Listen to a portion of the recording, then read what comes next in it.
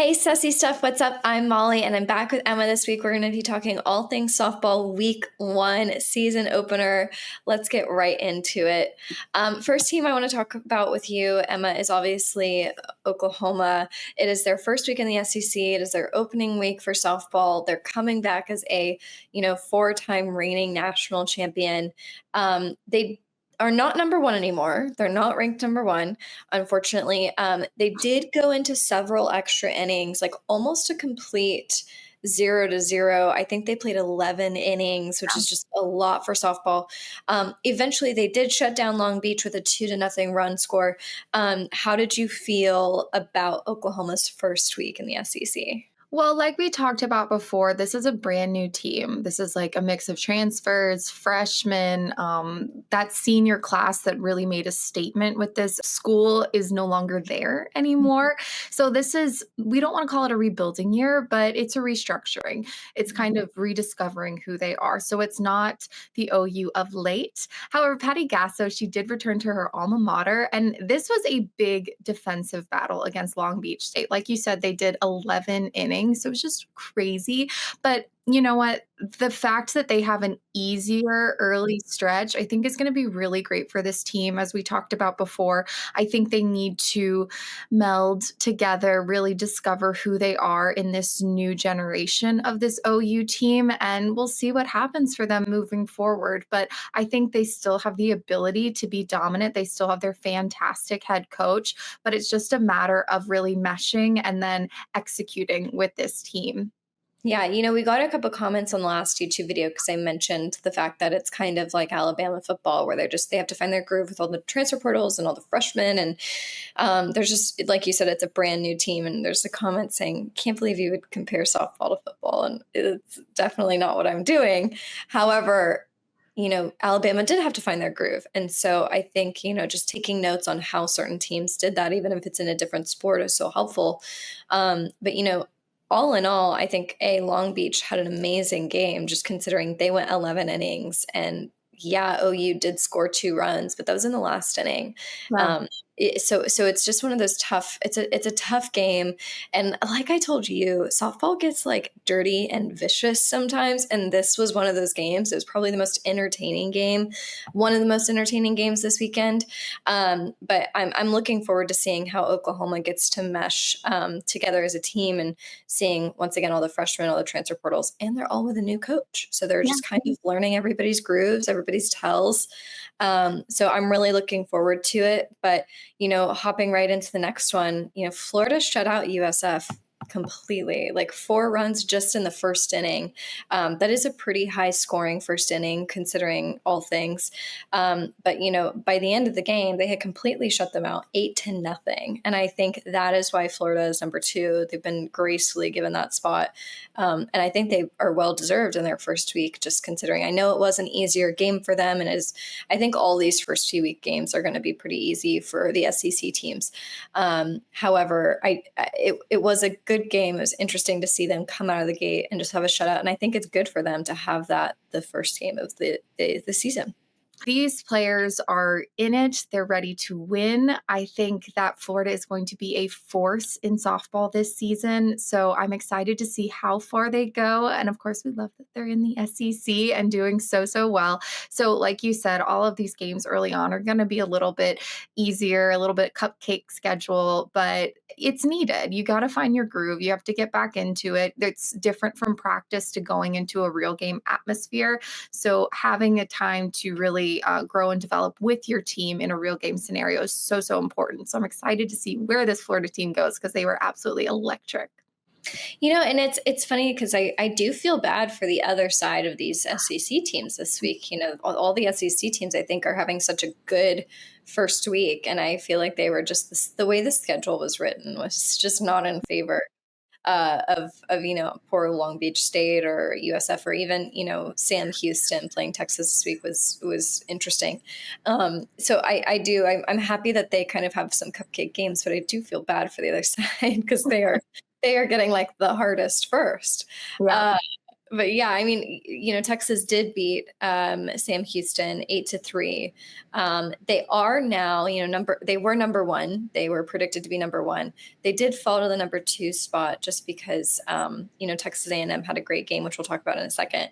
I think Texas had a amazing game against Sam Houston. I think having, 8-3, great atmosphere. I think having runs, like that many runs on the board, but also having the other team score a little bit and it not being a complete shutout, makes for a better, more interesting game, as we saw with the Super Bowl last night. It's a little bit more fun and enticing when both teams are just as aggressive.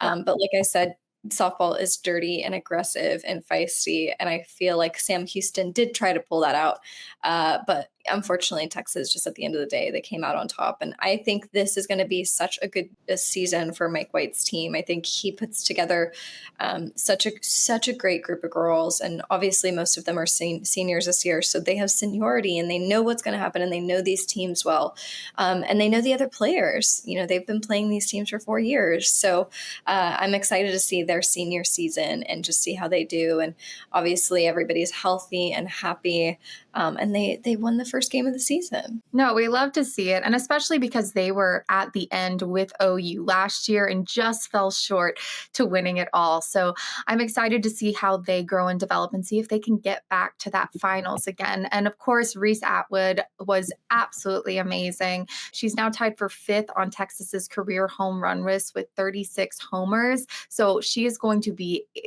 and continue to be a star for this Texas team. And I think a lot of their success is because of her. And so I think that if they can keep the momentum that they had from last year and then just be consistent and, like you always say, stay healthy, that I think that they can get back to it and maybe win it all this year. So again, I'm excited for these teams. It's week 1, so we want to see how these teams develop throughout the year. This is school. I say it with every sport. They're still in school, and it's no different in these sports. They're still learning and growing. So it's always fun to see how they do develop and grow. Yeah, and like you said, it is week 1, so we're quickly recapping this because it is an exciting week, and for the majority of these teams that we're covering, they won. But like you said, so much can change, and especially with them competing in different divisions, and it's very different. And for some of these girls, are freshmen. They're like getting in here. They've never played college ball before, so that's a fun thing to watch. Going from a freshman to a senior, you can actually definitely tell the difference between a freshman and a senior on the field, in my opinion. So it's a fun journey to watch for these young women just coming in and conquering college softball.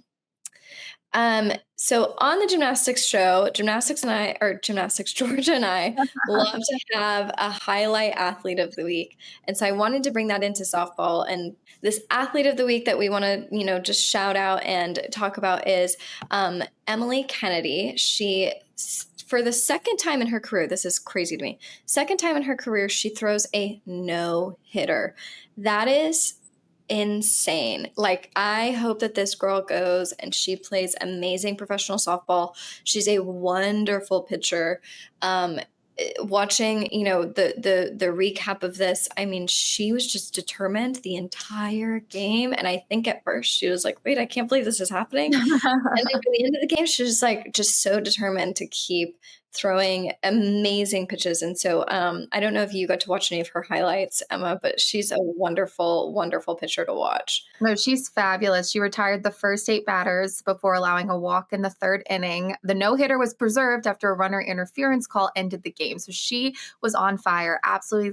Absolutely sensational for this Texas A&M team. So this means Texas A&M is in it. They're in the fight. They have this incredible player in Emiley Kennedy. They have a great team. They are going to go to Wichita State on Thursday, so that's going to be a fun game to watch. I am going to be more excited when we get more into that SEC play, but for now, like, seeing these girls and what they have to bring to the table is really, really exciting. Yeah, and after her throwing a no-hitter, I mean, her team went from number 5 to number 1.